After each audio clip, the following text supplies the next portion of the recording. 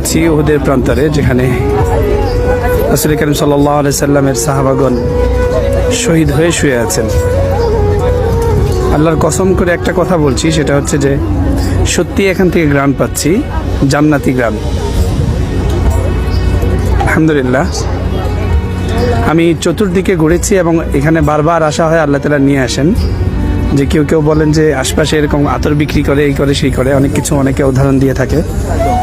আমি আপনাদেরকে যদি সব জায়গা দেখাই ঘুরে, আপনি একটা দোকানও পাবেন না যে এর আশপাশে, অনেক দূরে পাবেন যে এখানে আতর বিক্রি করে। আলহামদুলিল্লাহ, আল্লাহ তাআলা প্রতিবার আসলেই চেষ্টা করি যে এই গ্রামটা নেওয়ার জন্য, খুব ভালো লাগে। তো একটা বিষয়ে মানে তিক্ত হলেও সত্য, যদিও কেউ কথাটা নিতে পারবে না, যাদের মধ্যে এই জিহাদি চেতনা নেই, উহুদের ইতিহাস যারা ভুলে গেছে, তারা এই গ্রাম কিভাবে পাবে?